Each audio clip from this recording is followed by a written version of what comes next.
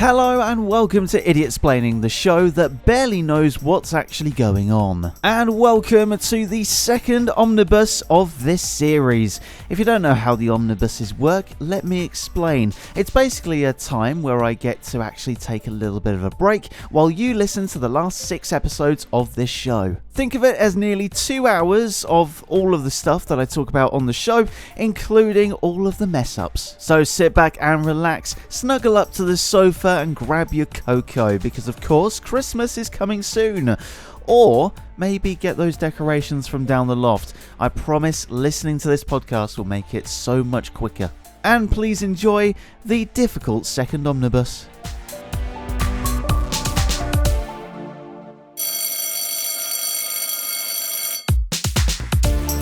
Hello, and welcome back to another episode of Idiot-Splaining, the podcast where we break down the big stuff, the small stuff, and everything in between, all while keeping things as simple and, well, idiotic as possible. I'm Ross, your host, your guide, and your tutor. Today, we're diving into something that might give you a bit of nostalgia or a mild case of anxiety.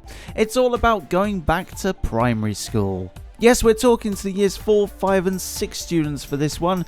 Those awkward formative years where your biggest concern was whether you could finally run faster than Billy from class 4B. Or if you'd ever figure out what the heck long division actually is. We'll chat about the history of primary schools, reminisce about the activities you have to suffer through, or maybe enjoyed, look at some exams, and of course we'll drop some facts and figures that will either make you feel very smart or make you wish you paid a bit more attention. As always, we'll wrap up with a Q&A session where I'll answer your questions, possibly with some accuracy. Sound good? Great. Let's hop right into it. The primary school years. If the primary school experience was a 3-course meal, these years would be the hearty main course, sandwiched between the hors d'oeuvres of year 3 and the terrifying dessert that is secondary school. Let's start with year 4. Now, this is the year where things start to get serious. You've stopped being the babies of the school, but you haven't yet hit the dizzying heights of year 6 superiority. Year 4's that sweet spot. You're usually around 8 or 9 years old, just starting to get a handle of this whole school thing. The activities are still fun, but with a dash of more responsibility. Remember school trips? Year 4 was probably when you had your first big trip, or maybe you're just about to have it. Maybe to a museum, or if you're really lucky, to a historic castle. This was the year where you were trusted to stay away from the gift shop long enough to actually learn something. Teachers always seemed to have this desperate hope that you would come back brimming with knowledge, but all you know is just how memorized you were of the price of a foam sword. Speaking of swords, who could forget the classic Year 4 history project on the Romans? Nothing like a group of 9-year-olds running around in homemade togas and cardboard helmets to bring history to life, right? Year 5 though, that's where things start to heat up. The science experiments get a little messier, the math problems a bit trickier, and the playground politics, we won't get to that. Year 5 is where you learn the dark arts of getting out of PE. You know, those creative excuses like, my dog ate my plimsolls, or I think I've suddenly developed a rare condition where I can't run. But despite your best efforts, you're likely still stuck doing those dreaded cross-country runs. Why do they always think running through a field in the middle of winter was character building? I don't remember developing character, just a permanent hatred of mud. Then we hit year 6, the pinnacle, the climax, the end of an era. You're the kings and queens of the school. The year 6 disco royalty. And let's not forget the dreaded SAT exams that loomed like a dark cloud over the summer term. The SATs were the final boss of primary schools, the one thing standing between you and the promise of an endless summer holiday. But year 6 wasn't all doom and gloom, it was also the year of the epic school play. Whether you were cast as the lead or a humble tree, it didn't really matter. This was your chance to shine, or have your parents record your every awkward move on a clunky camcorder. And who could forget the residential trips? A few days away from home where you learned important life skills on how to make a bed, why you should never eat 4 chocolate bars in one go, and the art of surviving on minimal sleep. It's pretty much my life at the moment. Activities like abseiling, orienteering and archery made you feel like a miniature Bear Grylls, except for the part where you refused to touch anything remotely dirty. But at the end of it all, you came back feeling like you conquered Everest, or at least the climbing wall. So there you have it, years 4, 5 and 6, the golden years of primary school. Fun-filled, slightly traumatic, but undeniably formative. And just think, if you hadn't spent all that time gluing macaroni to paper and trying to figure out what a prime number is, you might not be listening to this podcast today. Now let's take a quick jaunt back in time, shall we? Before we had the primary school we know and tolerate today, education looked a lot different. I'm talking different like no computers, no calculators, and no comfort break different. So how can we get from the one-room schoolhouse to the modern primary school? Well, buckle up, because it's time for a brief history lesson. I apologise. Primary education, as we know it, really got started in the 19th century. Before that, education was mostly for the wealthy, or at least those who could afford it.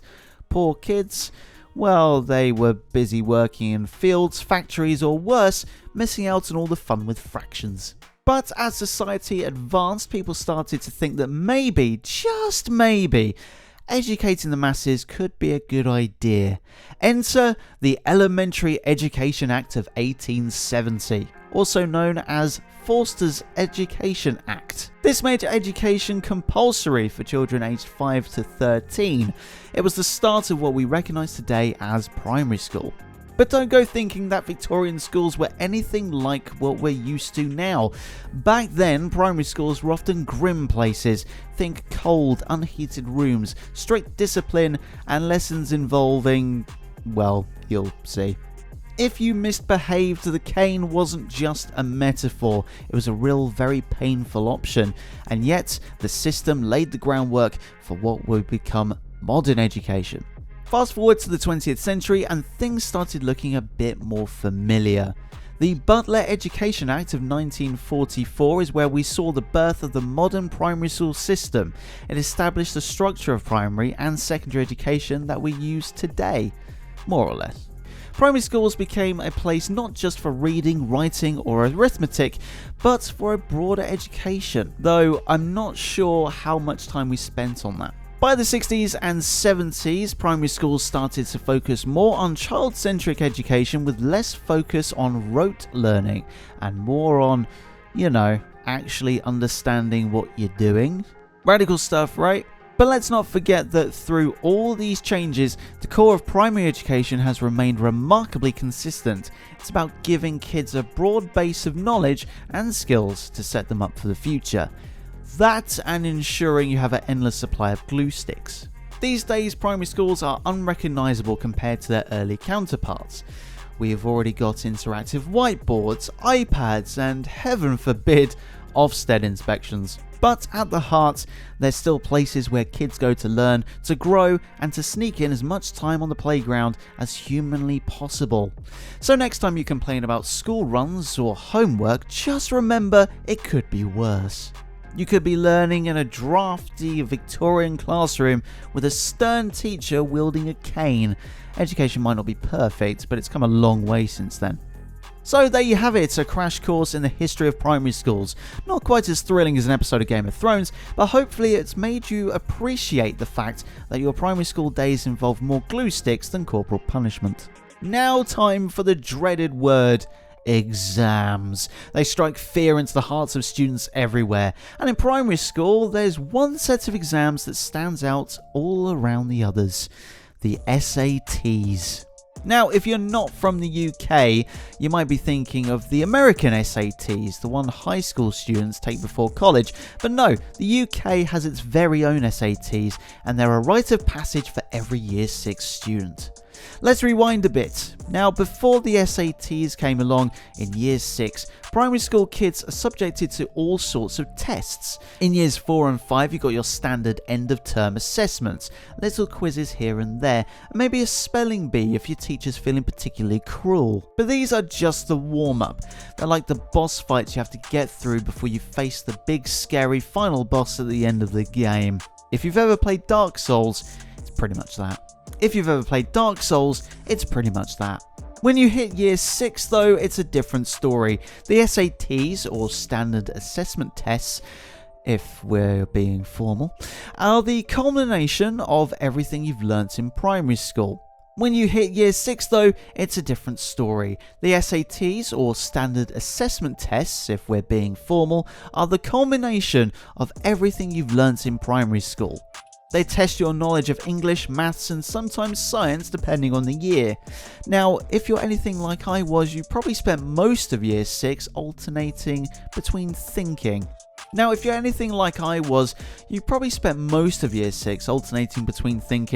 This is the most important thing I will ever do, and maybe if I hide under my bed, this will all go away. Spoiler alert, hiding under the bed didn't work. Trust me. The SATs are a strange beast. On one hand, they're meant to assess how much you've learned and how ready you are for secondary school. On the other hand, they often feel like they're testing how well you can memorize facts and figures out on trick questions. There's a whole industry built around SAT prep, with revision guides, practice tests, and even SAT tutors. But let's be real here, most kids spent their revision trying to find ways to sneak in breaks rather than learning. When SAT week finally arrives, the atmosphere in the classroom is tense.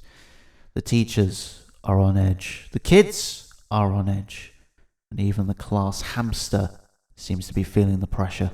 There's something about those exam papers that make you forget everything you know about. Maths or English. Suddenly, you're not even sure if you remember your name, let alone how to calculate the area of a triangle. But somehow, you get through it. You sit those exams, you fill in those little answer booklets, and then it's over. So then what comes after SATs? Sweet, sweet freedom! The rest of Year 6 is one long victory lap. You've done the hard part, now it's time for the school play, the end of year party, and the joy of knowing you never have to do an SAT ever again. Until secondary school, anyway. But let's not think about that right now. For now, just enjoy the fact that you survived the SATs, you made it through the exams, and you came out the other side relatively unscathed. Well done, you. Right, finally, we're going to get into the facts and figures. I know, you're probably thinking, Ross, this is starting to sound a bit too educational for my taste, but stick with me, because these are the kinds of facts that you can whip out at dinner parties to make yourself sound smart, or at least mildly interesting. Alright, here we go. Did you know that the average primary school student spends around 7,000 hours in school between the ages of 4 and 11? It's a lot of time spent on spelling tests, times tables, and trying to avoid getting picked last in PE. To put in perspective, if you spent that amount watching TV, you could probably get through the entire run of The Simpsons twice. But hey, at least in school you hopefully learned something useful along the way. Here's another fact. The average UK primary school has around 200 to 300 pupils, but there are some schools out there that have fewer than 50. Imagine that, your entire school population could fit into a single double-decker bus. On the flip side, some primary schools have over 1,000 students, which sounds a bit like a small town rather than a school. No wonder it feels like you're queuing for lunch forever in those places. And speaking of lunch, let's talk about school dinners. Did you know that the government has set strict nutritional guidelines for what kids could eat at school? Gone are the days of mystery meat and soggy chips. These days, school dinners are packed with all the good stuff. Vegetables, lean proteins, and whole grains. Of course, that doesn't stop kids from trading their apples for chocolate bars, but it's the thought that counts. Here's a figure that might surprise you though. According to a recent survey, around 80% of primary school children say they enjoy going to school. Now, I'm not sure if that says more about the quality of our education system or the fact that kids are just naturally optimistic, but either way, it's good to know that the majority of students aren't dreading the school run every morning. Finally, let's talk about class sizes. The average class size in the UK primary school is around 27 to 30 students, but there are some classes out there that are pushing 35 or even 40 kids. Could you imagine that being a teacher trying to manage that many little ones? It's like herding cats, if the cats were hopped up on sugar and endlessly curious about everything. So there you go, some facts and figures about primary school that you probably didn't know you wanted to know. Whether you're trying to use them to impress your friends or just filling awkward silences at parties, now they're part of your knowledge arsenal. You are very welcome.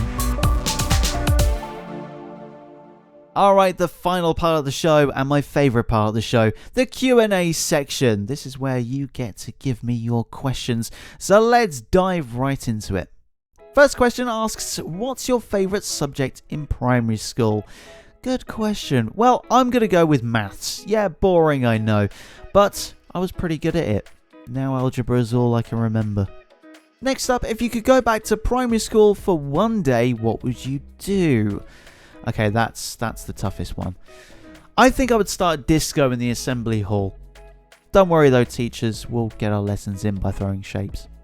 And the final question, what's the most embarrassing thing that happened to you in primary school? Great. Love this one. So, I was really into singing when I was younger. I really can't do it now unless it's karaoke. I sang Bohemian Rhapsody in the school competition and I got last place, or it might have been second to last. Either way, I didn't learn my lesson and started singing it again in secondary school, and then that went well, and then never again. And with that, we've reached the end of our Q&A section and this episode of Idiot-Splaining. I'll be back next week for the bonus bits and the week after for another episode. In the meantime, you can follow me on Facebook, Twitter, Instagram, TikTok, wherever you may find me, at Ross Hoare. That's Ross and Hoare. But if you're in school right now, you might want to do that in your break. Why not send me suggestions of things to Idiot-Splain on the platforms or contact me at rosshoare.com. I'll be announcing the next episode's topic on the socials and in the bonus podcast next week. Once announced, I want your questions and you could be featured in the episode. The music of this podcast was borrowed, from Incompetech and Stream Beats. The Incompetech track, by the way, is called Werq, spelt W-E-R-Q. This is an independent podcast created by myself, so thank you for supporting small creators. If you'd enjoyed this, please be sure to share it with your friends and force them to subscribe. One last thing, if you live somewhere that's a decent time to wake up early, then why not listen to the Radio Folkestone Breakfast Show with me, Ross Hoare, every weekday and Saturday morning from 7 AM UK time. You can check out how to listen and various other things, including visiting the What's On guide, checking out our 24/7 schedule, and getting involved with groups at radiofolkstone.com. Thanks for listening to this episode of Idiot-Splaining. If you liked it, be sure to follow or subscribe so you get the next episode when it becomes available, and we'll see you next time. Hello and welcome to this Idiot-Splaining bonus episode, and this is the first episode of our Back to School special. Last week we took a look at primary school, so next week we're going to secondary school. So get your questions in for that episode for the Q&A section. I will see you next week for then. Until then, here are the bloopers. Yes, we're talking to the years 4, 5 and 6 students for this one. Those awkward formative years where your biggest concern was whether you could finally run faster than Billy from there. Yes, we're talking to the years 4, 5 and 6 students for this one. Those awkward formative years where your biggest concern was whether you could finally run faster than Billy from class 4B. Or if you could either figure out... Year 5 though, that's where things start to heat up. The science experiments get a little messier. The maths problems... But as society advanced, people started to think that maybe, just maybe, educating the masses could be a good idea. Enter the Elementary Education Act of 1870, also known as Forster's Education Act. This made education compulsory for children aged 5... By the 1960s and 70s, primary schools started to focus more on child. But let's not forget that although these changes... So there you have it, a crash course in the history of primary schools. Not quite as thrilling as an episode of Game of Thrones, but hopefully it's made your...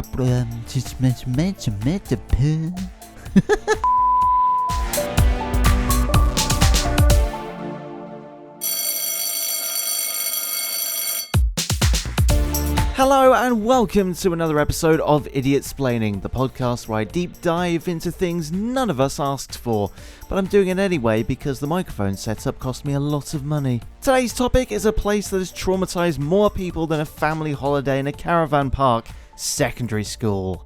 Yes, the place where dreams go to die, friendships are formed through mutual suffering, and education is supposedly the main objective. But let's be real, it's mostly about who can survive the most embarrassing moments and live to tell the tale. Now get to class, you horrible lot! First of all, let's take a brief history lesson of secondary schools, because what is comedy without a bit of utterly useless background knowledge? Back in ye oldie days, there were no secondary schools. Kids were too busy either ploughing fields or being child kings. But sometime in the 19th century, the Victorian era rolled in, and people thought, hey, maybe we should teach these kids something other than how to use a scythe or sit on a throne. A place where young minds could flourish, or more accurately, be stifled by overly strict headmasters with canes who thought teaching algebra was the same as cooking. So in 1944, the Butler Act came along and made secondary education compulsory in the UK. That's right, kids, before that, you could have avoided school altogether. Imagine a world where you could say, sorry, I can't do my algebra today, I'm busy herding sheep. Now we have what's called the Key Stage 3 and 4 curriculum, which sounds fancy, but it's just a way to make you learn how to work out the length of a triangle's hypotenuse and forget it immediately after the exam.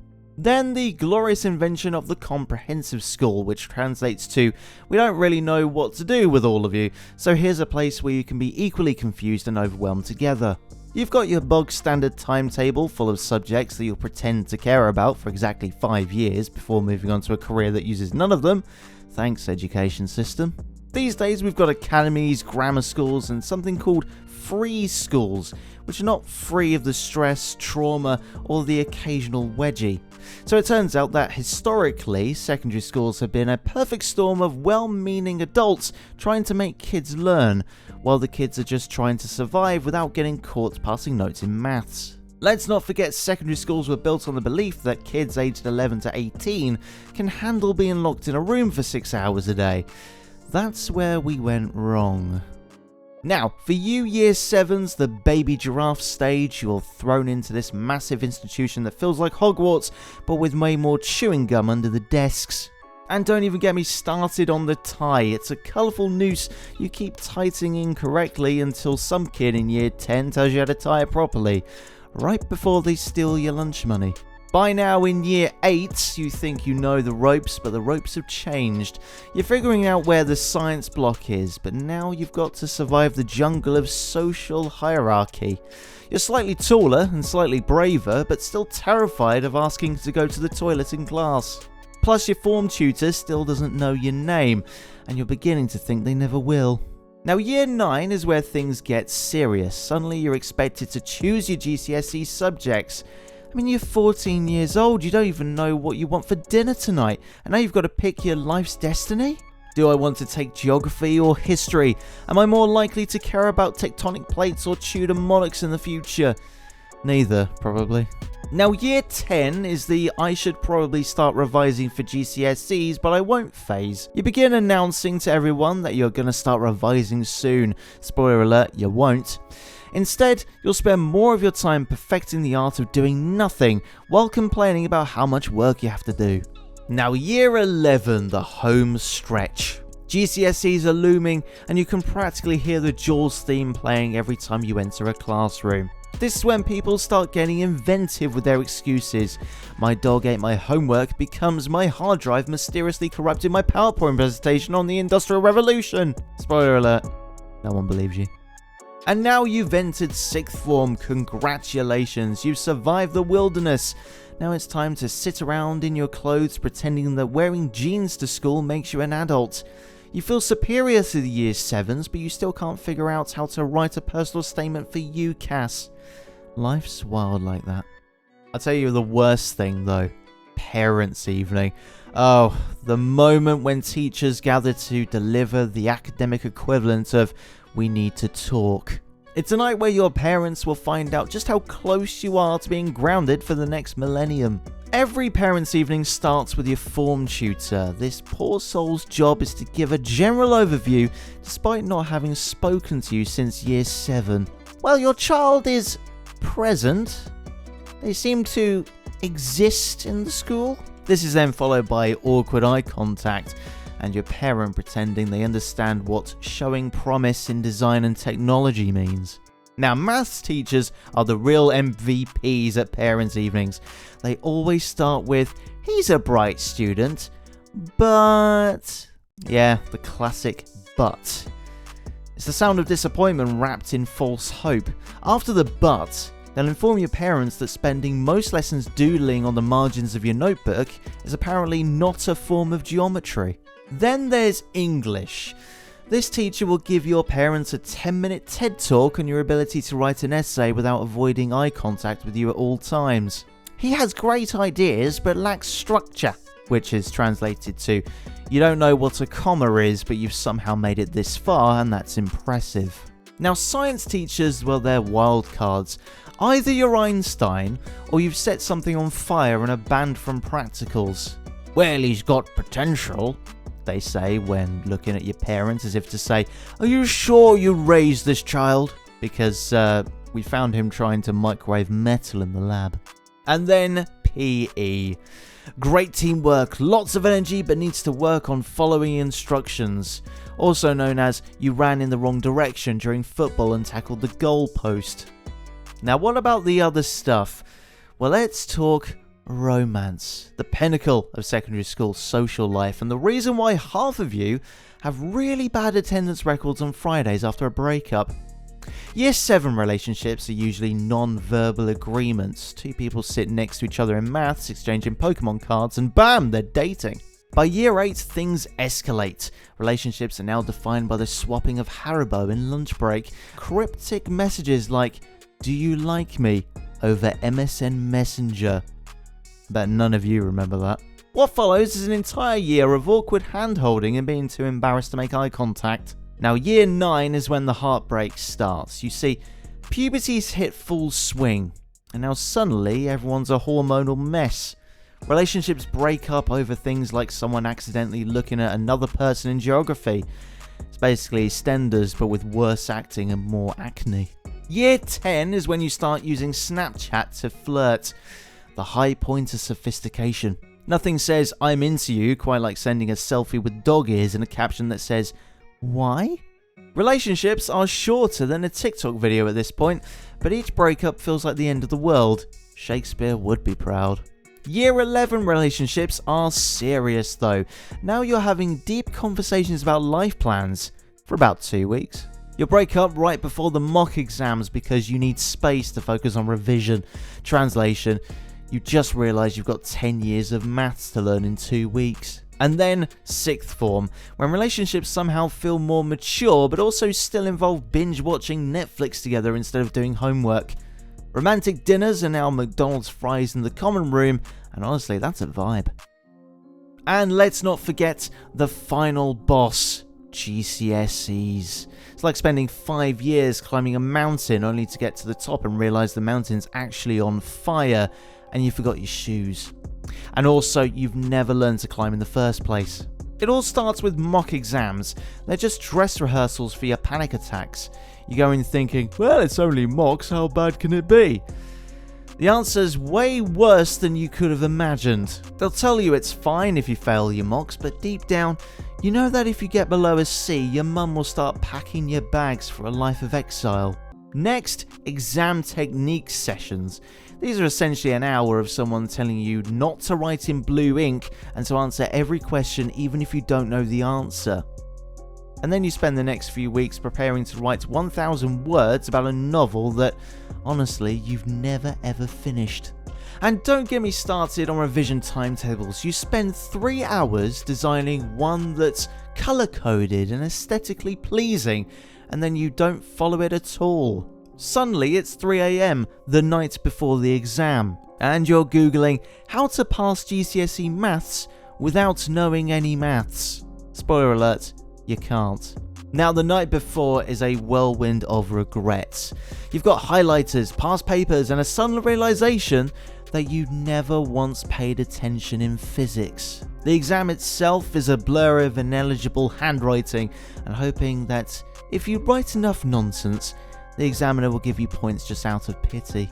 And finally, the end of it all, results day. You open the envelope, and no matter what happens, it's either, "Oh my god, I passed!" or, "Well, I've always wanted to be a reality TV star anyway." And I mean, if you get on the news, then, you know, that's already set for you, isn't it?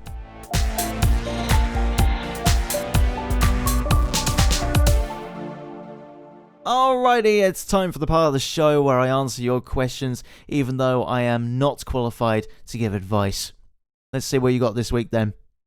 First question, how do I survive year 7? Okay, the biggest survival tip that I can give you, never trust anyone. Okay, let me rephrase that. Never trust anyone who says they know a shortcut to the canteen, because you'll end up in the janitor's closet with 3 other confused 11-year-olds. Also, don't stress too much about getting lost. Even the teachers don't know where half the classrooms are. Worst case scenario, just follow a crowd and hope for the best. And next question, what's the best subject to pick for GCSEs? Well, the best one is to pick which one requires the least amount of effort. That's a fact. You want to avoid anything involving numbers or fire. Art sounds easy, but then you realise you're spending 40 hours painting a bowl of fruit. Now, history's fun until you have to memorise 300 years of war. So, in conclusion, drama. Pick drama. Everyone gets a participation trophy for just turning up. Next question, how do I impress people in 6th form? I mean, firstly, why would you want to? And then secondly, alright, this is an easy one, get a job. No, genuinely, get a job. No one cares about your personality in 6th form, they care about whether you can get them a discount at Mackie D's. Also, wear glasses. Instant credibility. Next up, should I bother revising for mocks? Okay, the worse you can do in mocks, the better it is for you later. You set the bar low, so when you do slightly better in the real thing, everyone's impressed. It's called managing expectations. You're very welcome. Next up, how do I survive the parents' evening? The biggest tip that I can give you, bring snacks. Teachers, respect kids with snacks. Also, go in with a tragic backstory. You know, the ones, the X Factor ones. It's nothing too wild though. It's just something like, I've been feeling overwhelmed with the amount of homework. And then also sprinkle in some fake tears. Your parents will feel sorry for you, your teachers will feel awkward, and you'll get out of there unscathed. Just make sure that your teachers or parents do not listen to this podcast. And then finally, is secondary school the best time of your life? No. Secondary school is like being on a reality TV show, but without the chance of winning any money. And it's home time. Finally. Also, that's it for the, well, I guess, school era, as next time we'll be heading on into college. I'll be back next week for the bonus bits and the week after for that episode. In the meantime, you can follow me on Facebook, Twitter, Instagram, TikTok, wherever you may find me at Ross Hoare. That's Ross and Hoare. You can also send me suggestions of things to idiot-splain once the back to school specials are all done on the platforms, or contact me at rosshoare.com. The music of the podcast was borrowed, from Incompetech and Stream Beats. The Incompetech track is called Werq, spelt W-E-R-Q. Everything you need to know is in the description of the podcast. This is also an independent podcast created by myself, so thank you for supporting small creators. If you've enjoyed this, share it with your friends and force them to follow or subscribe. One last thing, if you live somewhere that's a decent time to wake up early, then why not listen to the Radio Folkestone Breakfast Show with me, Ross Hoare, every weekday and Saturday morning from 7 a.m. UK time. You can check out how to listen and various other things, including visiting the What's On guide, checking out the 24/7 schedule, and getting involved with groups at radiofolkstone.com. Massive thank you for listening to this episode. If you liked it, be sure to follow or subscribe so you get the next one when it becomes available. And we'll see you then.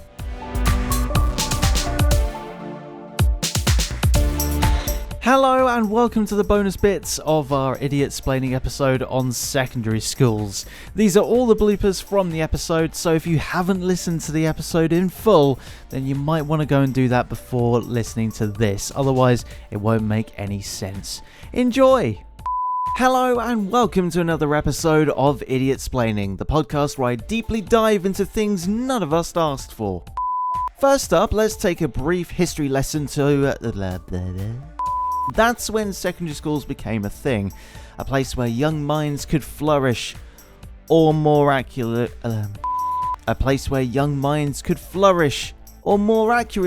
be stifled by overly strict headmasters with canes who thought teaching algebra was the same as being locked up in a padded cell.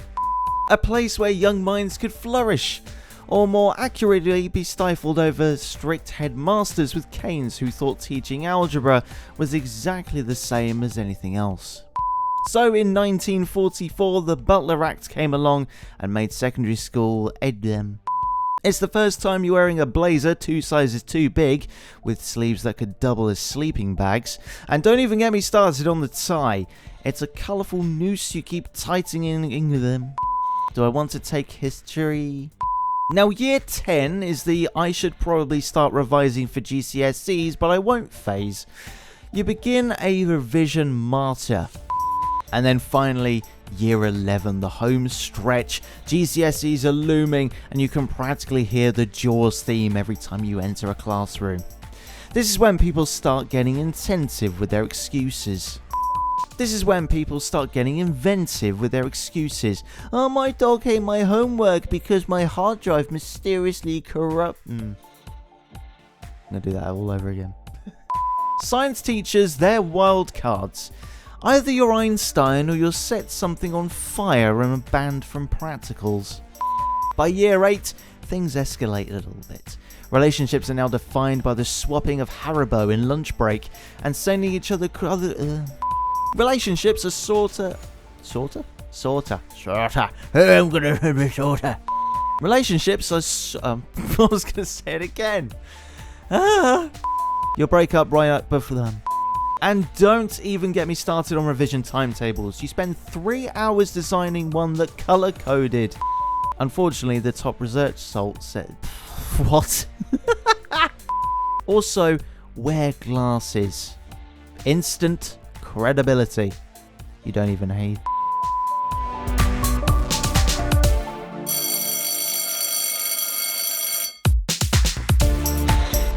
Hello and welcome to Idiot-splaining, the podcast where I explain things in a way that probably makes you dumber, but in a much more fun way than school ever did. Today we're diving into a topic that confuses a lot of people, especially if you're American. College in the UK, or as they like to call it, uni. Why use a word when you can just shorten it, right? Before we get into the nitty-gritty, strap in and get ready for a wild ride through history, hilarity, and probably some terrible advice about attending college across the pond. Now, when you think of college in the UK, most people are thinking of universities, but fun fact, the word college can mean something a bit different. Universities are for degrees and advanced stuff, but colleges also refer to places where you can go after high school but before university, if that makes sense. It's like a buffer zone when you're too young for the real world but old enough to be unsupervised. Think of it as academic purgatory. Anyway, the whole thing started back in the 12th century with Oxford University. No big deal, just the oldest university in the English-speaking world.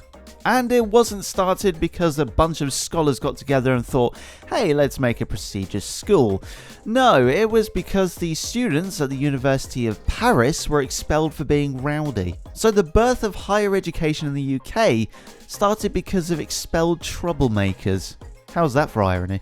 Cambridge popped up a little later, probably because people at Oxford were getting a bit too snooty. And some guy thought, we can make a better school. And the rivalry has continued ever since. Honestly though, how much rivalry could you have when both schools look like they're straight out of a Harry Potter set? I'm pretty sure their biggest argument is over who has the oldest stonework or the fanciest library.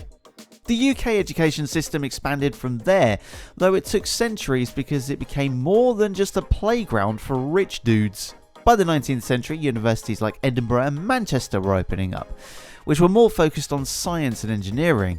You know, useful things. It wasn't all Latin poetry and jousting by then. And now, well, college in the UK has become a staple for people all over the world. Whether it's for academic prestige or just the chance to drink in pubs that are older than the US, thousands flock to the UK for the university experience. Alright, so you've decided you want to experience college in the UK. Maybe you've watched The Crown too many times and fancied yourself an intellectual who can hang in a place where people say whilst instead of while. Well, here's what you can expect. First off, the application process.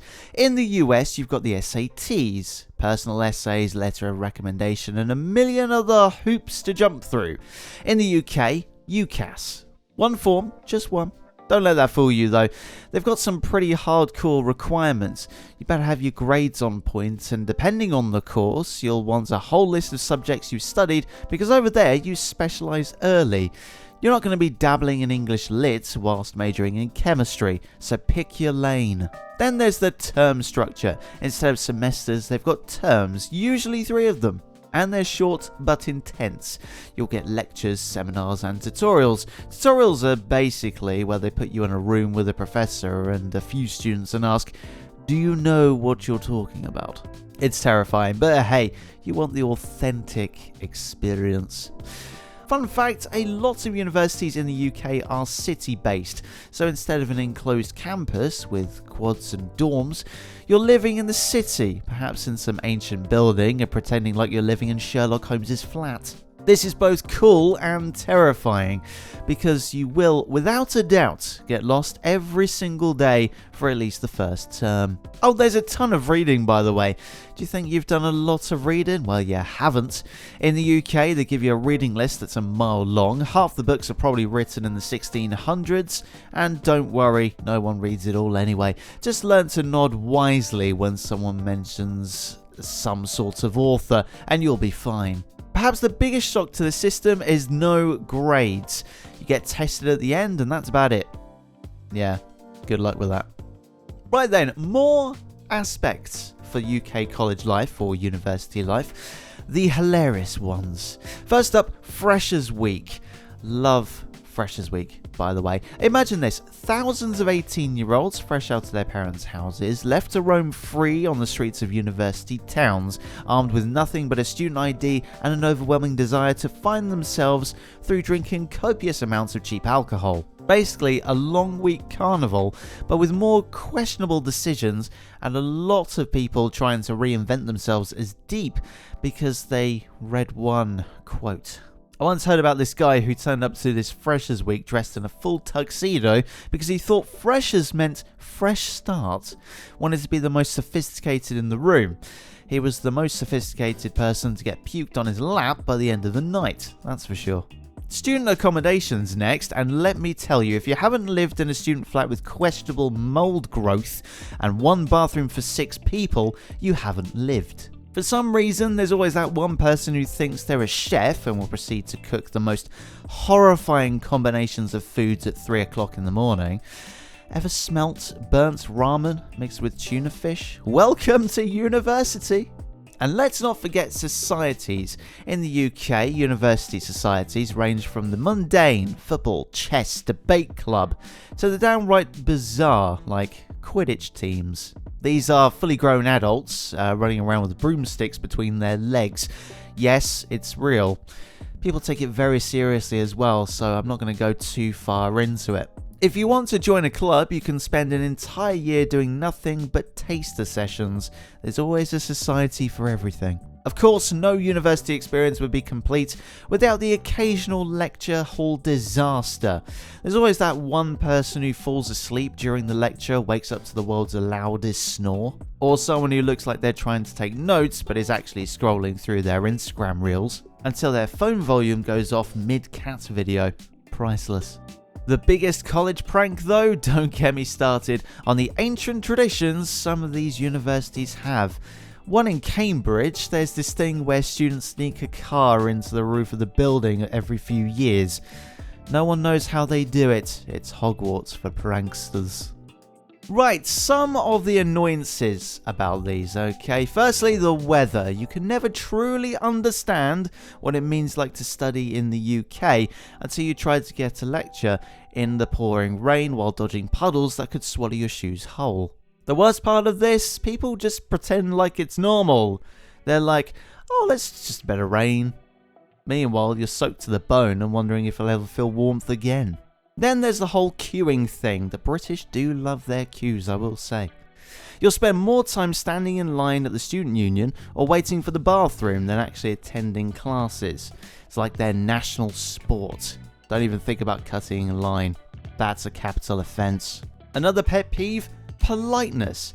I know it sounds nice, but after the 15th sorry for absolutely no reason, you'll start to wonder if anyone knows what they're apologising for. Dropping a pen? Sorry. Sat down next to someone in a lecture hall? Oh, sorry. Breathed too loudly? Sorry. It's like being in an alternate universe where everyone's a step away from a nervous breakdown. Then again, it is university. Let's not forget about the food. I'm not here to bash the entire British culinary tradition, but if you've ever been to a student cafeteria and seen the grey mush they call curry, you'll know what I'm talking about. Beans for breakfast as well? Good luck. Oh, don't forget the jacket potato either. That's traditional, that one. Now, library culture is another thing that will drive you absolutely mad. You'll go into the library expecting peace and quiet. What do you get? Someone chewing loudly on crisps. Or worse, someone with a mechanical keyboard. A phone call in the silent study section. Truly a place in purgatory for that person. Finally, what about paying 800 quid for a room that could double as a cupboard? Welcome to London, if you're going to university in London. The rent situation is so bad that some students have taken to living on boats because it's cheaper than renting. You heard me. Boats. Now, I know I've talked about bad things about college life in the UK, so let me go through the pros and cons. Firstly, the pros. The quality is top notch. You've got some of the best universities in the world with world-renowned professors, facilities and resources. If you want to get your money's worth, you can learn a lot, especially if you're into research and specialization. Plus, you'll leave with a degree that has global recognition, unless you do film, TV and radio studies like I did. Another pro, the social life. The pub culture in the UK is an experience in itself. Imagine studying hard all day, then grabbing a pint with your mates in a 300-year-old pub. You don't get that in America. And then the societies. We talked about this a little bit earlier. Whether you're into sport, debates, or that Quidditch thing, there's something for everyone. One of the biggest perks is that UK degrees are actually shorter than US degrees. Most bachelor degrees are 3 years and not 4. If you're in Scotland, it's 4. But for the most part, you're done quicker. There's a whole extra year of your life back. Now, yes, I'm going to have to talk about the cons. Some of these I've already talked about, like the weather. Like, imagine waking up for a 9 a.m. lecture in January. It's pitch black outside. It's like you're living in Game of Thrones. The rent prices, don't get me started. No, seriously, don't get me started. I'm an adult. I'm like 29. I didn't really do the whole full university thing. I don't even want to know. Another con, if you're an international student, are the fees. British and EU students typically get more affordable rates, but if you're coming from outside the EU, you'll be paying through the nose. If Brexit's taught us anything, it's that the EU students might not even last. Lastly, the pressure.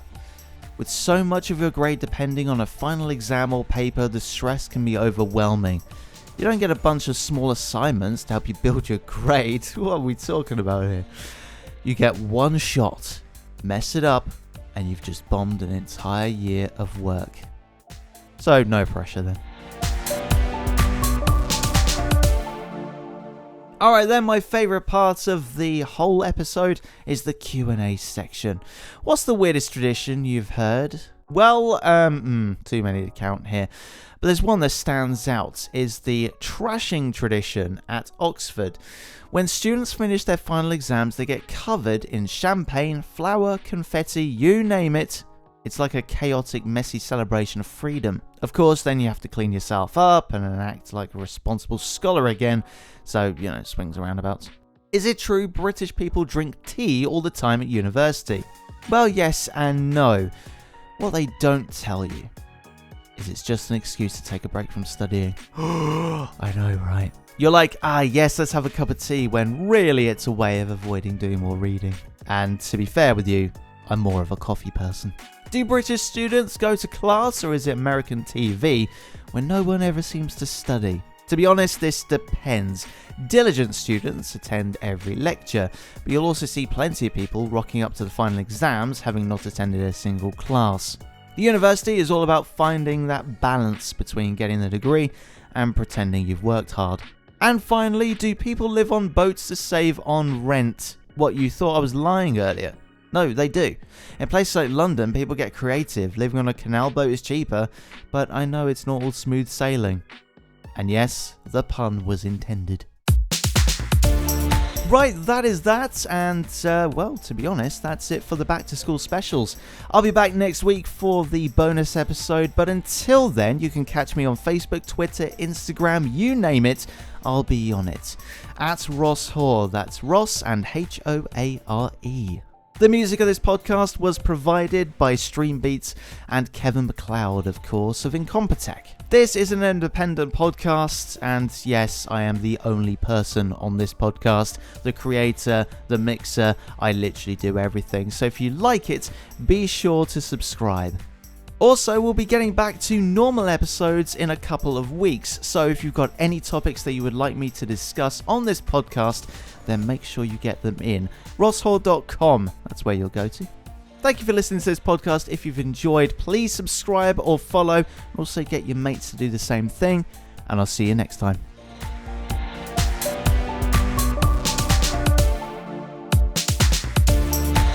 Hello and welcome to this bonus episode of Idiotsplaining. It is the bloopers of the last episode, which was our final back to school special, which means next week we're going back to normal.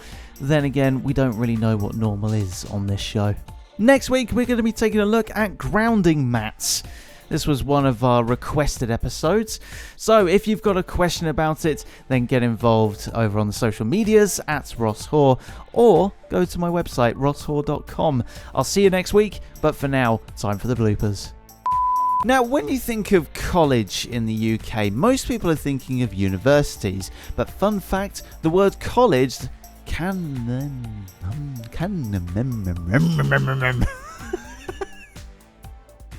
I am a motorbike. Anyway, the whole thing started back in the no, it's not 20, it's 12. It started back in 1907. So the birth of higher education in the UK started because you're not going to be dabbling in English lit. What? In the UK, they give you a reading list that's a mile long. Half the books are probably written in the 1600s, but don't worry, no one reads them. Just learn to nod wisely when someone mentions hobbies, or someone who tries to look like they're taking notes but are actually just scrolling on their Instagram page, or someone who looks like they're trying to take notes but is actually scrolling through their Instagram reels until their phone volume goes off mid-cat video. Thank you so much for listening. If you enjoyed this podcast, make sure you subscribe, ring.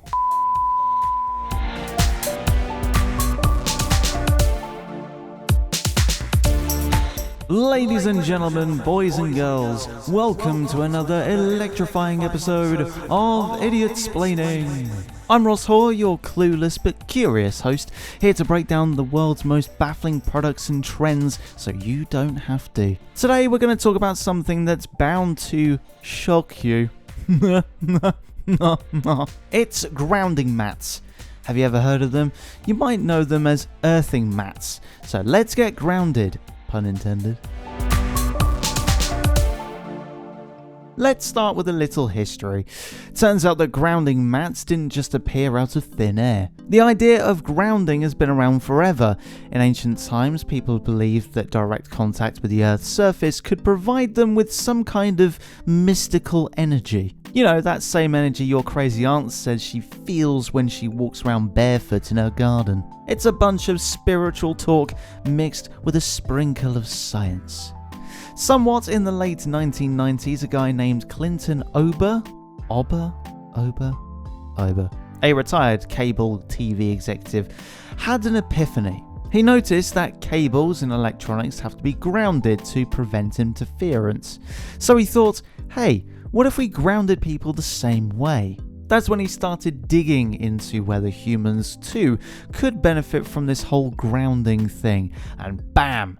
The concept of grounding mats was born. He believed that by lying on a mat that connects to the earth, we can discharge all the bad energy, radiation, and other electrical weirdness in our bodies. Not a clue. People went bananas for this. It became a trend almost instantly in the alternative health community, which, as we know, can be slightly, eccentric? Now, if you're wondering why grounding mats didn't make their way into every household immediately, that's because most people were a bit skeptical, like you probably are right now. After all, a mat that connects you to the Earth's energy, it's a little out there. Fast forward to today, and you'll find grounding mats in yoga studios, wellness centres, and health nut households across the globe. So, in just a few decades, grounding mats went from a kooky theory to an actual product that you can buy on Amazon. And yes, some people swear by them. They say they get better sleep, feel less stressed, recover faster from injuries. But before all that skepticism leaks out of your body, we'll be diving into whether these actually do anything later on. Grounding mats are now a big business. The idea spawned a whole industry. There are grounding bed sheets, pillowcases, socks. Socks! They work best if you're walking around barefoot outside, which raises a few questions, but as you expect, these products aren't cheap. But we'll get into the costs later as well. The history in a nutshell: we've got an idea born from ancient beliefs, started off by a cable guy, sold as an ultimate wellness solution. But, as we say on this show, just because something's old doesn't mean it's good. Next up, the benefits. Now, this is where things get a little bit interesting. According to ground mat enthusiasts, these mats are the holy grail of health. Picture this: you plug a mat into a grounded outlet, or a grounding rod that goes outside. Then you sit, stand, or sleep on it. And just like that, you're one with the earth again. Some say it helps with inflammation, others say sleep, reduces stress, boosts their immune system, but honestly, if grounding mats work as they claim, we'd all be living until we're 150. A lot of people who swear by grounding mats say they've noticed fewer aches and pains. Supposedly, when you're grounded, you're drawing electrons from the earth into your body, and since free radicals, you get what you give it to me now, which causes inflammation, are positively charged.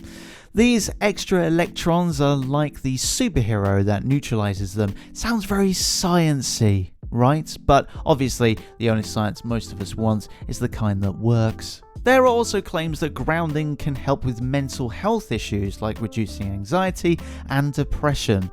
The idea here is that by connecting to the earth, you're syncing up with the natural electrical frequencies around you, which calms the nervous system. It's like putting on noise-cancelling headphones for your brainwaves.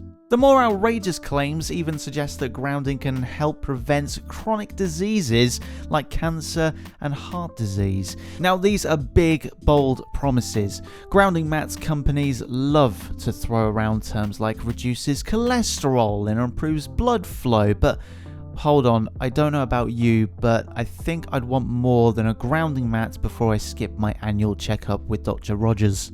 Let's not forget that these mats are marketed as a miracle for better sleep.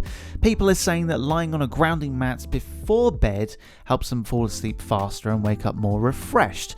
Some folks even take their grounding mats on vacation to make sure they're grounded wherever they go. Personally, I just need a cup of coffee to wake me up.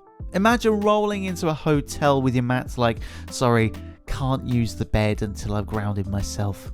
So in summary, the benefits of the grounding mats supposedly range from making you feel like $1 million to preventing serious diseases, but I'm not too sure if this all adds up. Well, these benefits sound great. It doesn't take a scientist to be a bit suspicious. Before we get to whether these actually work, let's talk about the price, because this is a little bit more skeptic. Grounding mats aren't cheap, especially when you convert those costs over to British pounds. A basic grounding mat will set you anywhere from 40 quid to 150 quid, and that's just the mats that we're looking at. If you're looking at grounded bed sheets or pads, 200 to 250 quid. Not to mention they also sell grounding pillowcases, because apparently the Earth's energy needs direct access to your face while you sleep. If you want to go all in and buy a full grounding setup, complete with sheets, a mat, maybe even some grounding socks, you're looking at 400 quid plus. Some companies even offer grounding rods for your garden to create an ultra-authentic grounding experience. Just imagine explaining to your neighbour why you're driving a metal rod into the ground for the sake of better sleep.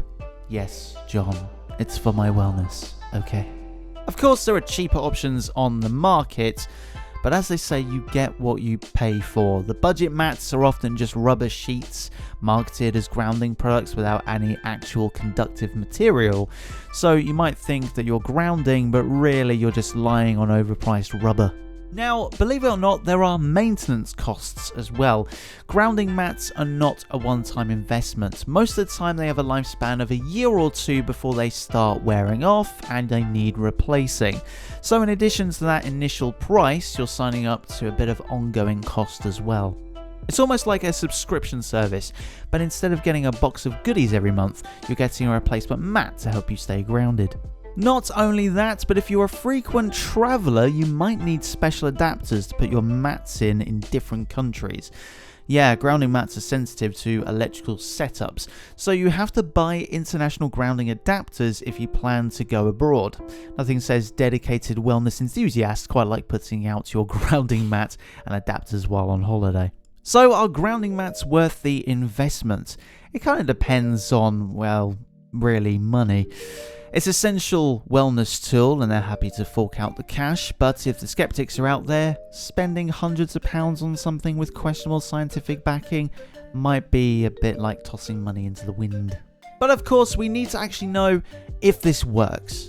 Now, I'm not a scientist, do not get me wrong, I'm just a guy on a microphone trying to make you laugh. But I've done my fair share of digging around on the internets, and there are studies out there that suggest grounding can have positive effects on the body. Some small studies claim that grounding can help reduce inflation, improve sleep, and wound healing as well. Now, if you go all in, remember that these studies are small and they're usually funded by companies with a stake in those grounding products. For instance, one study from the Journal of Alternative and Complementary Medicine found that grounding could reduce pain and alter stress hormones like cortisol. But here's the thing, complementary and alternative medicine journals aren't exactly known for their strict standards. So while these results sound promising, they're not really proof. Other studies have shown positive effects often lack the kind of rigorous controls you'd want in solid scientific research. A lot of grounding studies don't have large sample sizes or placebo groups.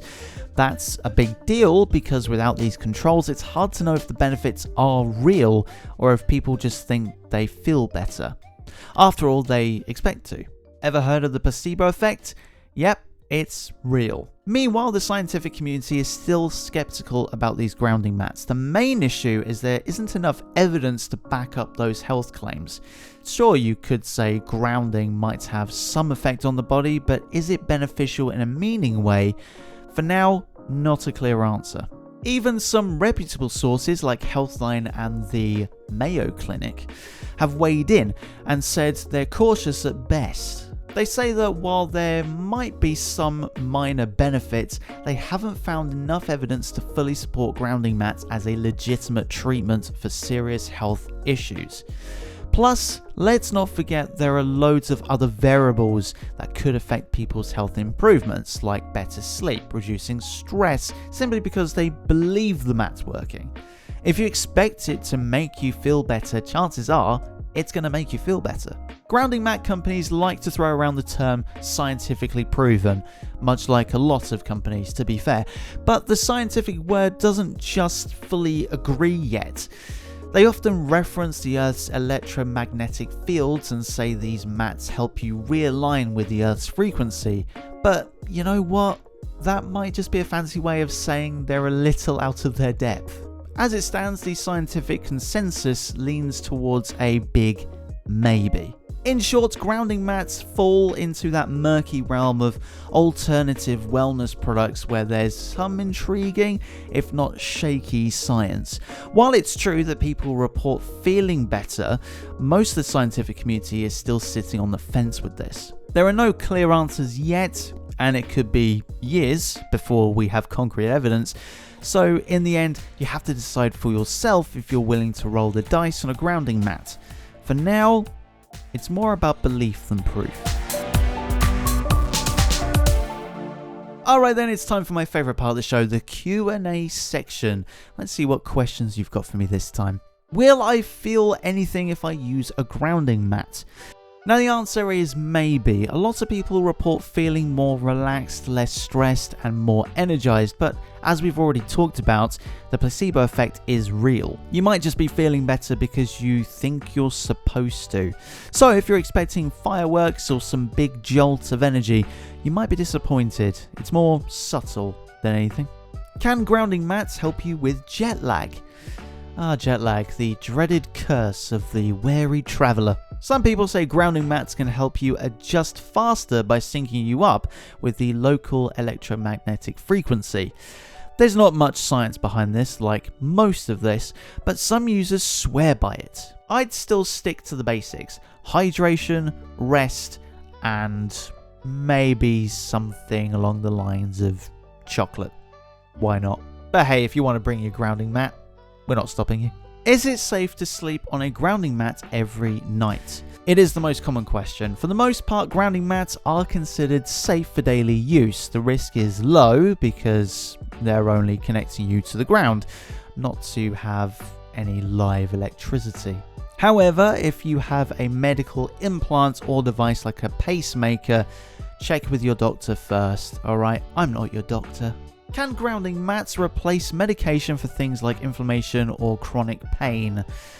Okay, we're getting serious, and again, I'm not a doctor. Look, grounding mats are marketed as a supplement to health, not a replacement. If you have a chronic health condition, it's important to follow your doctor's advice. Using a grounding mat is more of a complementary option.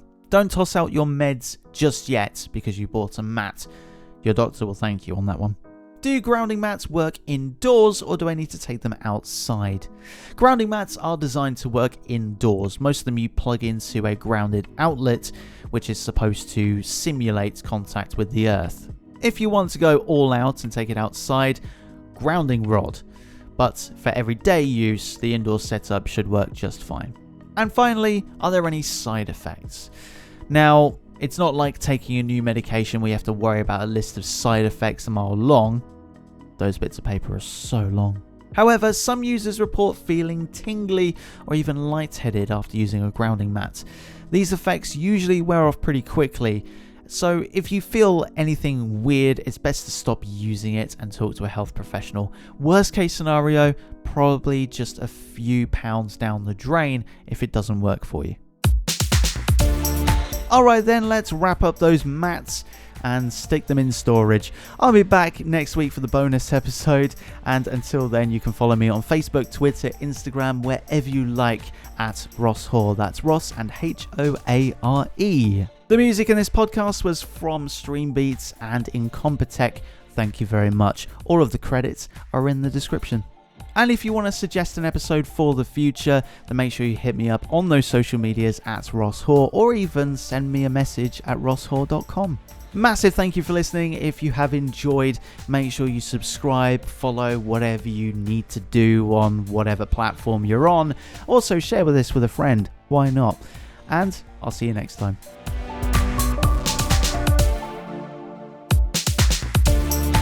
Hello and welcome to the Idiot Explaining bonus episode, which contains all of the bloopers from the last episode.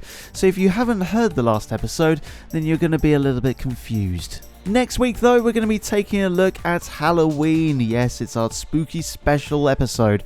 So get your questions in now through social media at Ross Hoare on literally everything. That's Ross and Hoare, or you can contact me at rosshoare.com. Enjoy the bloopers and I'll see you next week. You know, that same energy your crazy aunt has. Some people say it helps with inflammation, some says helps sleep. A lot of people who swear by grounding mats say they've noticed a few aches and pains less. The more outrageous claims even suggest that grounding can help prevent chronic diseases like cancer and heart disease. Now, they're big, bold promises. Grounding mats, Yes, John, it's for my wellness, okay? Other studies have shown positive effects often lack the kind of rigorous controls you'd want in scientific research. Alright then, wrap.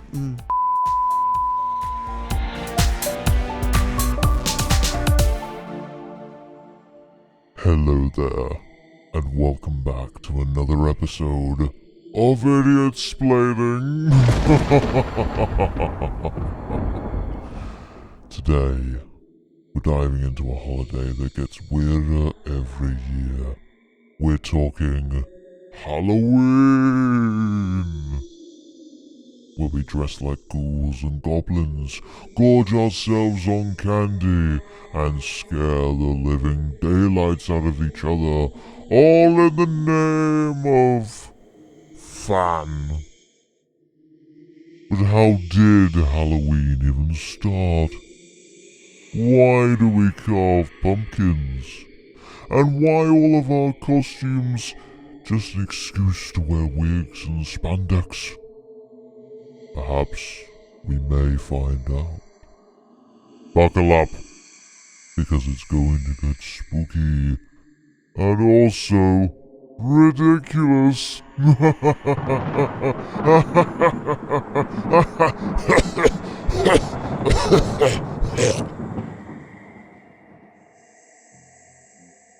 Alright, let's start by diving into the ancient origins of Halloween, because surprise, it wasn't all about dressing up as inflatable dinosaurs.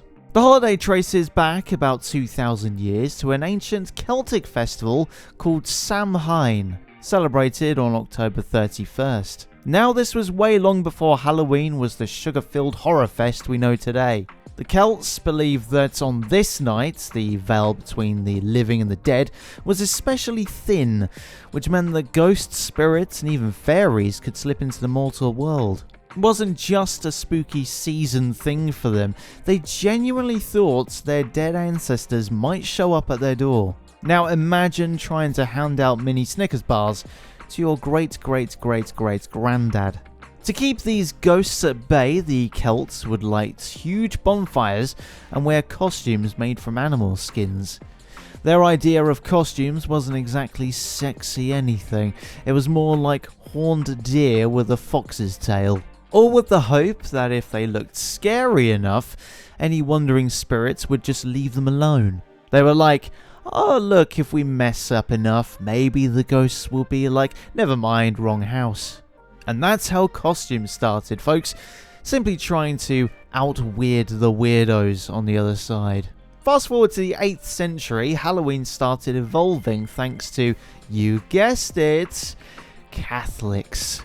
Pope Gregory III decided to make November 1st a day to honour saints and the faithful dead. And then they moved some of the celebrations from Samhain over to the 31st of October, calling it All Hallows Eve. This eventually morphed into Halloween. This way, the spooky and holy elements kind of blended like an unholy Halloween smoothie.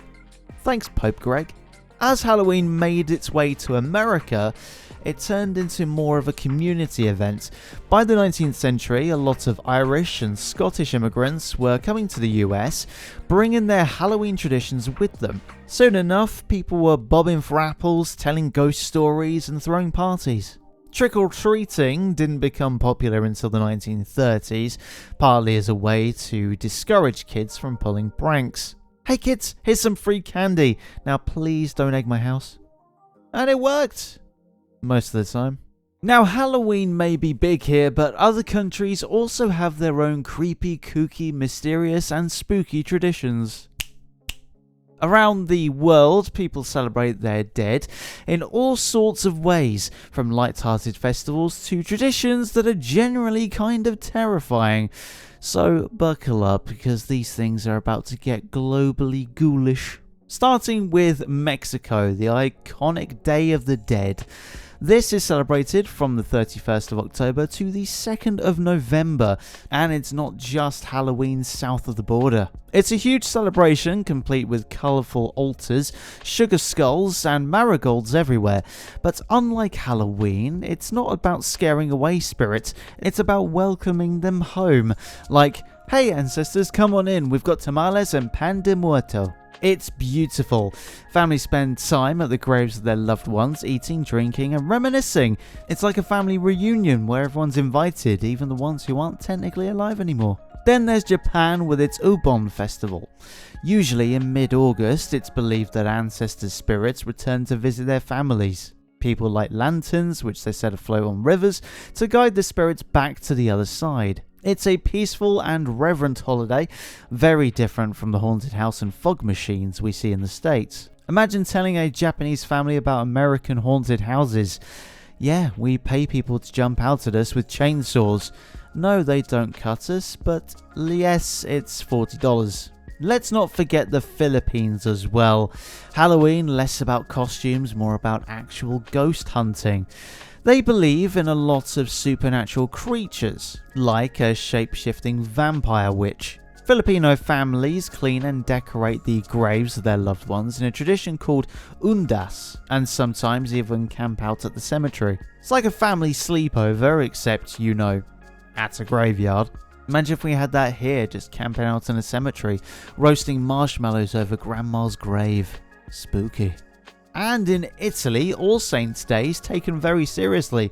It's a public holiday, and the night before, people make small pastries called Bones of the Dead. This is to honour their departed. Nothing says rest in peace quite like almond-flavoured cookies shaped like femurs. They take them to the cemetery like a sweet offering to the afterlife. Italians don't do Halloween like we do, but Bones of the Dead? Respect. Now let's get into some Halloween news-related stuff. Every year around this time, the internet blesses us with some of the funniest and downright spookiest stories. Some people get a little too into the spirit, and others, well, they just prove that reality is often stranger than fiction. So let's dive into a few of my favourite Halloween news stories from recent years.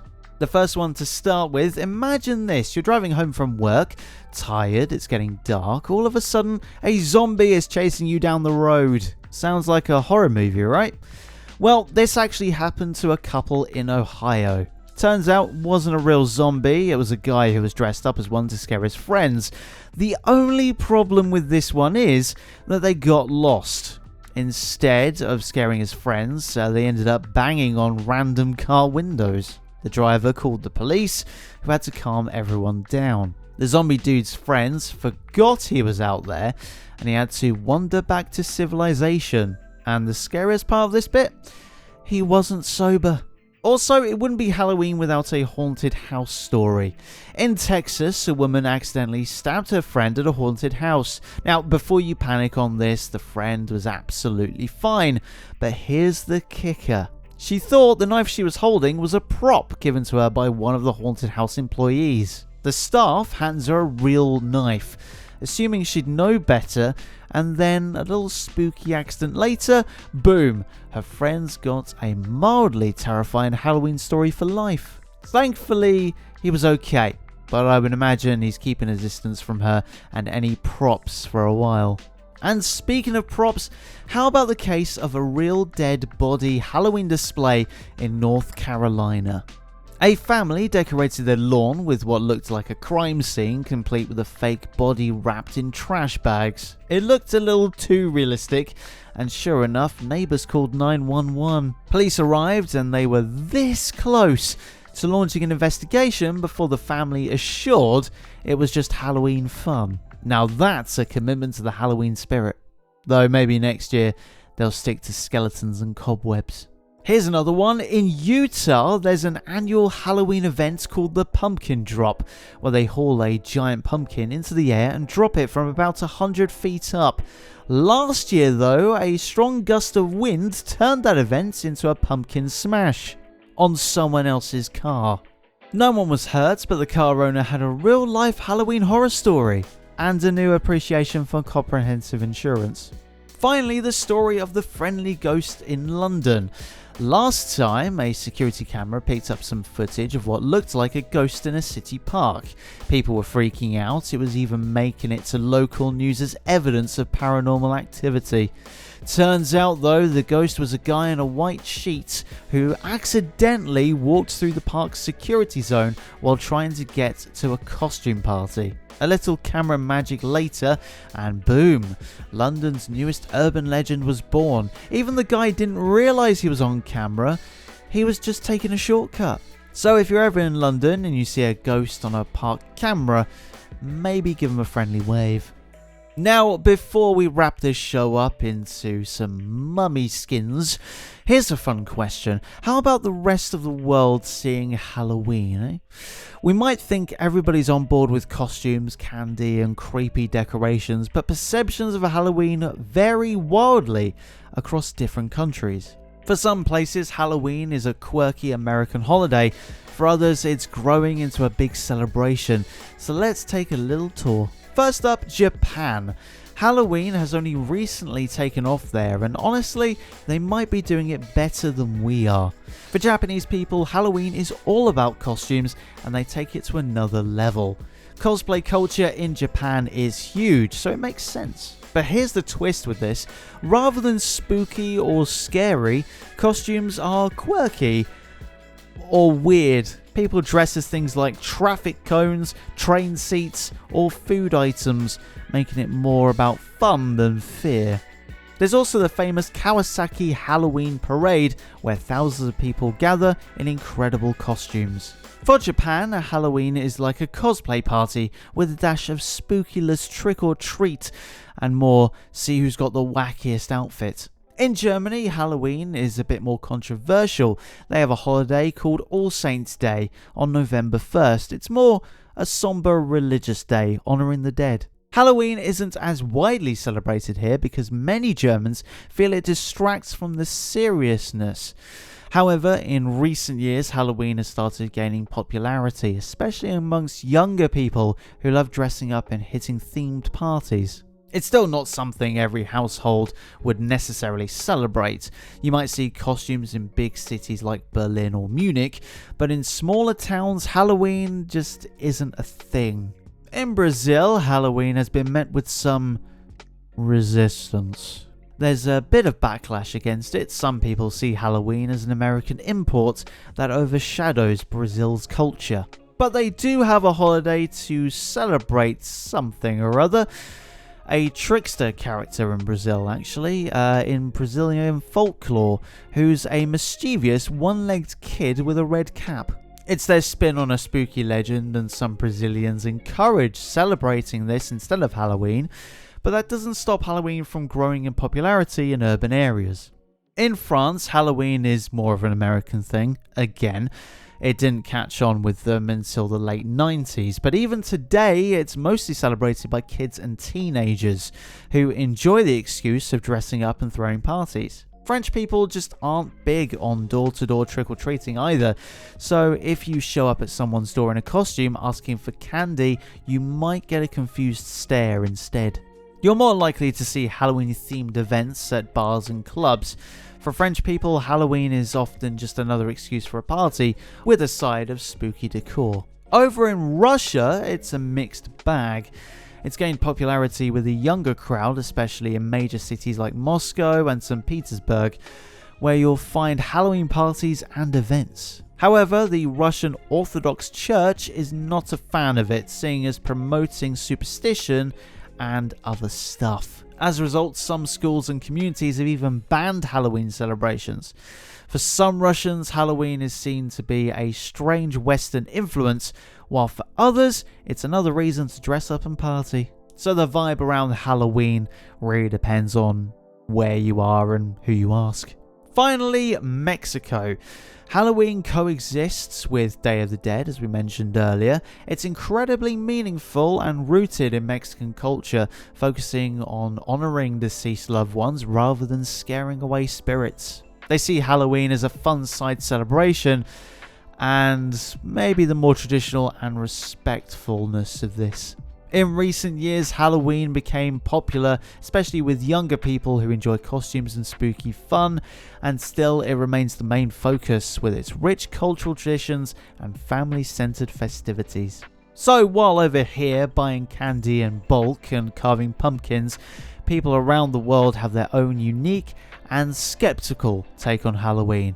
Some embrace it, others think that we're just mad for celebrating it, and for a lot of people, it's another holiday that slowly but surely creeps into the culture. And that, ladies and gentlemen, is a wrap on today's episode. Thank you for listening, and of course next week we'll have the spooky bloopers. We did use some sound effects in this one. All of the credits are down below, and also a credit to Werq. If you have a subject that you would like us to talk about next time, leave it with us. If you can find where we are, all the links are below. A massive thank you for joining me today. If you enjoyed it, make sure you share it with friends, and we'll hopefully see you next time.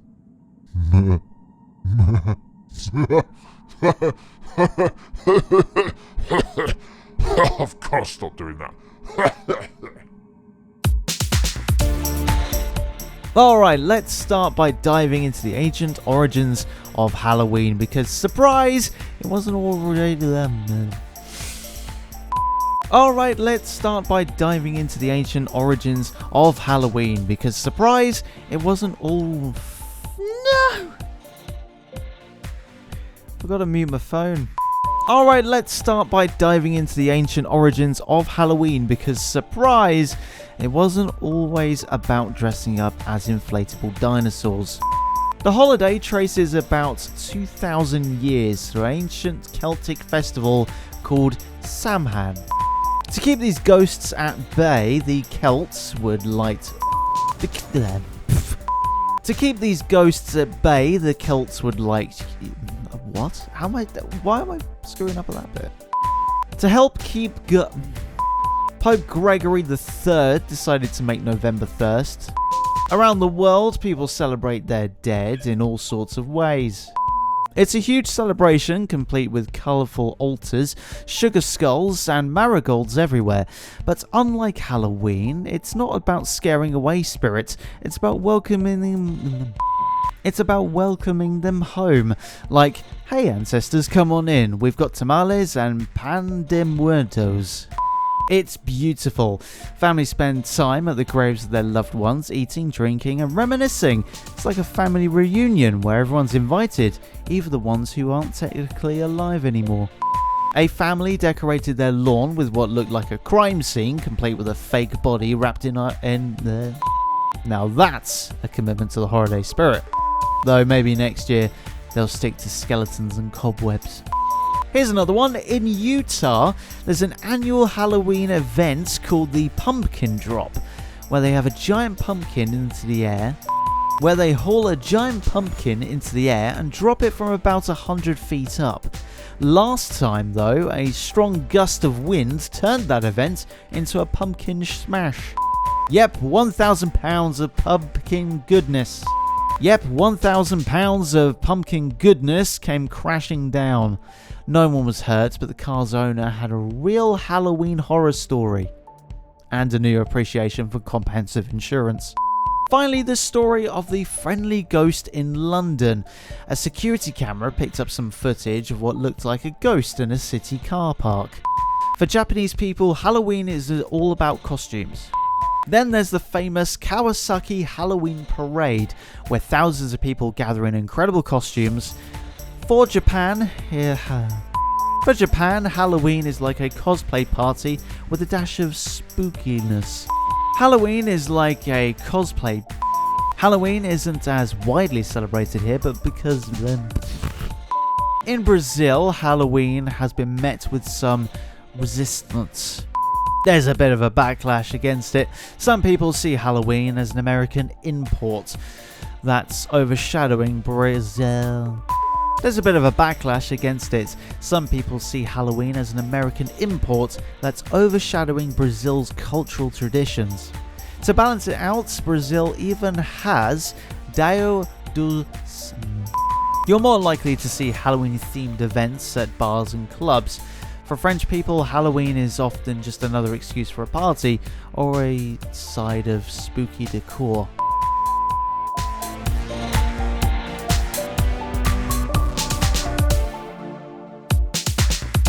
Hello and welcome to Idiotsplaining, the podcast where we explain complicated things in the simplest terms and still get them hilariously wrong. And today I'll be guiding you through a maze of pixels and tweets with the grace of a millennial. That's right, we'll be going over the lovely digital world of social media.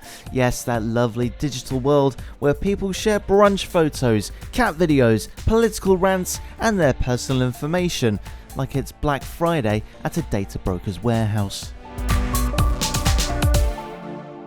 Let's start there by going to where it all began, back in the ancient days of the internet, which we're actually talking about the 70s and the 80s, where computers looked like mini fridges and had about as much computer power as a modern toaster.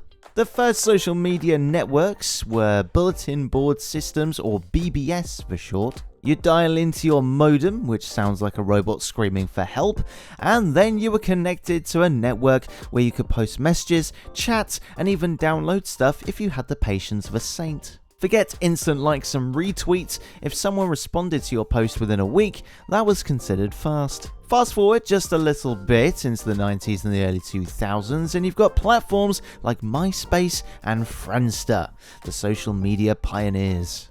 MySpace was where every teenager could unleash their creativity, or more accurately, their questionable taste in HTML and emo music. You could choose your top 8 friends, which led to drama and tears when someone got demoted, and you could fill your page with GIFs, neon colours, and your favourite song blasting on autoplay. On the other hand, Friendster was like the forgotten child of the social media family. It was there, but didn't have the pizzazz to keep up. Then in 2004, a young Harvard dropout named Mark... Sorry, let me just get the second name. Zuckerberg.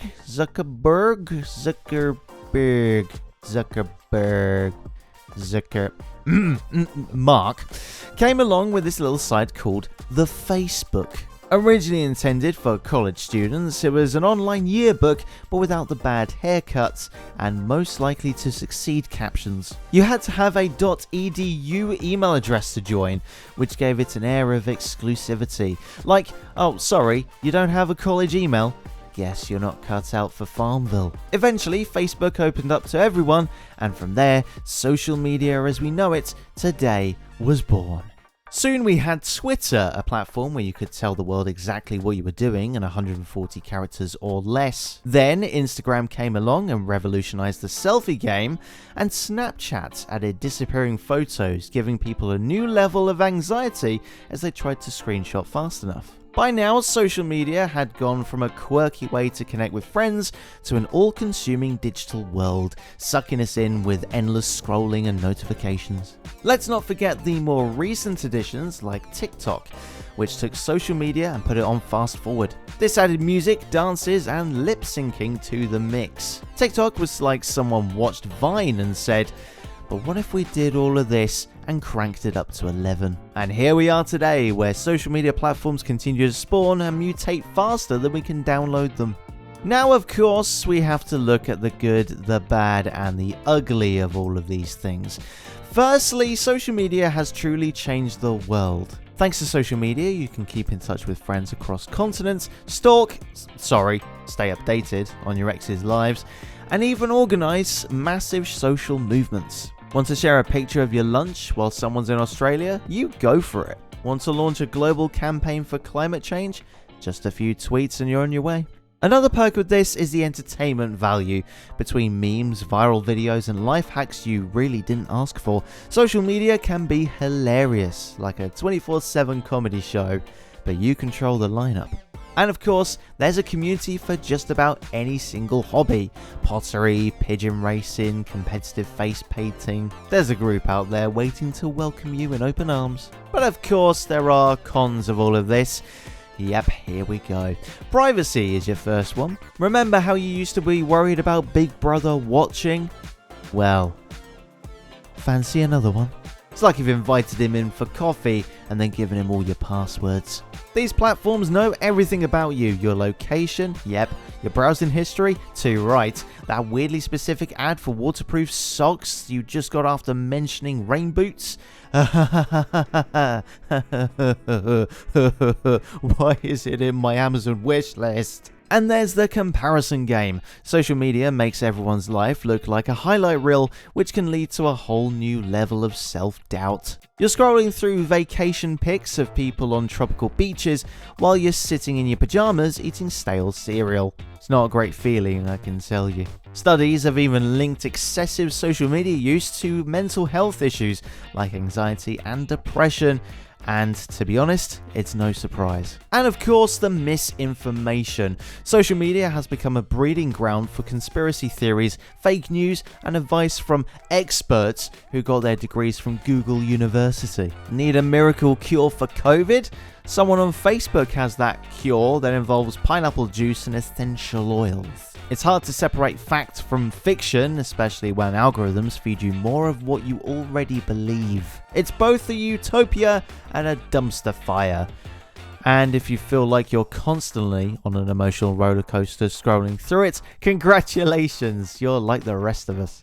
It's just the human brain trying to process a million different posts, updates, and opinions all at once. No wonder you're frazzled. Here's the thing, while millions of people use social media every single day, there's been a ton of backlash. For starters, people have called it a threat to democracy.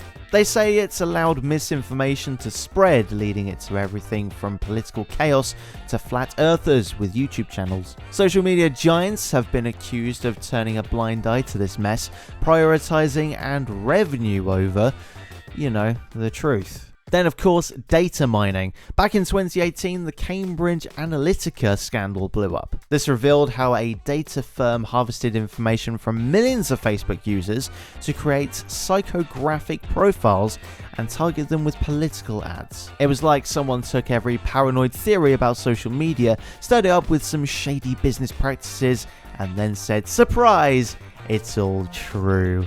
As a result, there was a big delete Facebook movement.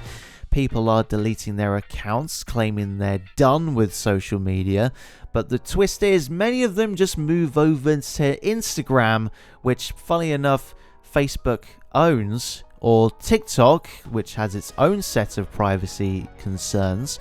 It's like saying you're going to quit sugar and then eating a tub of ice cream because it's technically dairy.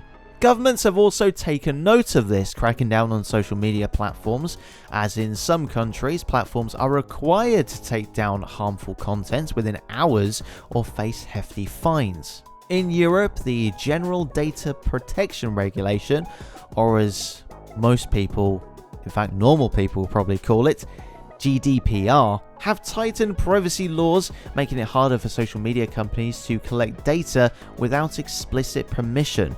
Meanwhile, in the US, it's more arguments and more action and chaos. Classic. And of course, influencers. The new celebrities of the social media world. Nearly 64 followers. Thank you very much, Lee. Seriously though, do follow me on TikTok. Some people hate them for promoting unrealistic lifestyles, while others worship them like modern day royalty. Influencers are now seen as a product of the attention economy. They're both revered and resented. People love watching them, but then criticize them for selling out, promoting unattainable lifestyles, and sometimes just being plain annoying. In short, social media has become a lightning rod for criticism, but unfortunately for all of us, it's not going anywhere. Despite all the backlash, billions of people continue to log in daily because, let's face it, deleting social media sounds great until you realize you have no idea what your cousin's cat's up to. Now the bit that I believe everyone is probably interested, especially if you're trying to get big on TikTok, if you know what I mean. So I'm still waiting for the follower count to go up. Yes, algorithms. Also like that Kasabian track. That one is actually pretty good. These are sneaky little codes that what make your social media feed so addictive and delicious. An algorithm is a set of instructions for processing data, and on social media it determines what content you see based on what it thinks you like. Think of it as a digital butler that learns all your preferences and only serves you your favorite dishes. Mine would be tacos, spaghetti bolognese, and maybe a panini. But of course, just like everything in this world, there's a dark side. Algorithms have one job, which is to keep you engaged. The longer you stay on the platform, the more adverts you see and the more money they see too. So they feed your content you're more likely to click on, which is why you end up in an endless loop of funny dog videos at 2 o'clock in the morning. It's also why you're more likely to see opinions that match your own, creating an echo chamber effect where you only hear views you already agree with. Like crumpets, they're better than toast. And of course, you've got doom scrolling, where algorithms feed you a steady stream of bad news, controversy, and drama because they know it gets clicks. Your brain is wired to pay more attention to threats, so social media knows there's a story about a volcanic eruption or celebrity scandal that keeps you hooked more than, let's say, a dog doing absolutely nothing or trying to jump over a fence. Algorithms are the social media's puppet masters, pulling strings behind the scenes to keep you scrolling, like a Black Mirror episode, although you're actually living in it and not watching it. And the scary part of all of this, even the people who create these algorithms don't understand how they work, because they're always adapting and learning from user behavior. Do they call this a callback to one of the previous episodes of this podcast? You know, maybe the AI episode? Maybe? I don't know. Maybe you go and listen to that episode once you're done with this one. Eh? Oh, come on, I'm trying here. So the next time you're wondering why your timeline is filled with videos of baking fails or conspiracy theories, you can thank the algorithm. They know you better than you know yourself, which is both cool and terrifying. It's like having a psychic best friend who's also secretly selling your data to advertisers. But remember, these algorithms aren't evil, they're just highly effective. They don't care about your mental health, privacy, or sanity. They just want your attention. And as long as you're giving it to them, they're doing their job. So if you ever felt like you're in a battle with your phone, you're not alone. Algorithms are here to be those crafty little devils that feed Zuckerberg all of that money. Okay, so we've covered how social media is a privacy-invading, mind-bending, dopamine-chasing machine. But let's end on a positive note. Here's how you can stay safe in the wild west of the internet. Firstly, privacy settings. Now, I know this is just about as exciting as reading the terms and conditions, but they are crucial. Take some time to go through your privacy settings on each platform. Limit who can see your posts. Turn off location tracking. And for the love of memes, don't share your exact location in real time. Because get ready to spend a lot of money on local pizza deliveries. Next up, be wary of friend requests. If someone with 0 mutual friends and a profile picture that looks suspiciously like a stock image trying to add you, it's probably best to ignore it. Social media scams are everywhere, and a lot of them start with, "Hey there." These messages from profiles that look as genuine as a $3 bill or a £6 note. Then the age-old advice, think before you post. I know it sounds something like your mum would say, but it's true. Once you put something online, it's out there forever. I mean, yeah, you can delete that drunken selfie, but that's why we've got screenshots and the Wayback Machine. So if it's something you wouldn't want on a billboard in Times Square, maybe keep it off the gram. And also, oversharing. Just be aware of this. People don't need to know your exact schedule, your pet's name, or your mother's maiden name, especially as these details can help hackers guess your passwords. I mean, yeah, we all like a good pet photo, but maybe don't post about your first dog's name and favorite teacher. Final thing is, take a break every once in a while. Studies show that going offline now and again can help with mental health. It's called a digital detox. And yes, it sounds ridiculous, but it does work. I've done this myself, and it has worked tremendously. You'll feel better if you're not glued to your phone all day, and you might even discover there's a whole world out there that isn't filtered or captioned. Just don't watch the news. So there you go, our idiot-splaining guide to social media. It's weird, it's wonderful, it's worrying. But with a little caution and a lot of common sense, you can navigate it without getting too much of a burn. And that's it for this week's episode. I'll be back next week for the bonus bits and the week after for another episode. In the meantime, you can follow me on Facebook, Twitter, Instagram, TikTok, wherever you may find me, at Ross Hoare. That's Ross and Hoare. I know it sounds very weird that we've done an episode on social media and I'm now saying, you know, you should have a social media detox, and then I'm saying follow me on social media. It's just a thing we do at the end, alright? You can also send me suggestions of things to idiotsplain on the platforms I've just mentioned, or you can contact me at rosshoare.com. And we'll be announcing the next episode on the socials and in the bonus podcast next week. And once we've been announced, well, who knows what will happen. The music of this podcast was borrowed, from Incompetech and Stream Beats. This is an independent podcast created by myself, so thank you for supporting small creators. If you've enjoyed this, send a letter to one of the big radio companies for me.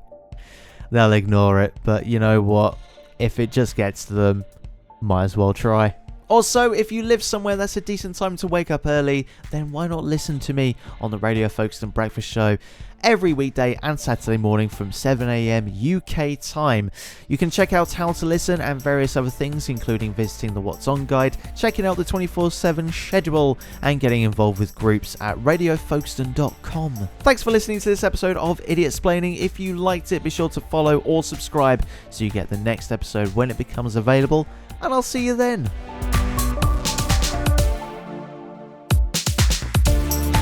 Hello and welcome to Idiot-Splaining, the podcast where I explain complicated things in the simplest terms and still get them hilariously wrong. That's right, we're going through social media, that lovely digital world where people share. That's right, we'll be going over the lovely digital world of social media where people share That's right, we'll be going over the lovely digital world of social media, where people share brunch photos, cat videos, political rants, and their personal information like it's Black Friday at a data broker's warehouse. MySpace was where every teenager could unleash their creativity, or more accurately, their questionable taste in HTML and emo music. You had to have an edu website. You had to have an edu.email address to join. Eventually, Facebook opened up to everyone, and from there, social media, as we know it today, was born. Soon we had Twitter, a platform where you could tell the world exactly what you were doing in 140 characters or less. Then it was Instagram, which revolutionized the This added music, dances, and lip syncing to the mix. This added music. And then, of course, the comparison game. Social media makes everyone's life look like a highlight reel, which can lead to a whole new level of... And of course, social media can lead to misinformation. It's becoming a breeding ground for It's just a human brain trying... Now, here's the thing. While millions of people use social media every day, there's been a ton... Whacking my arm on the table. But of course, just like everything in this world...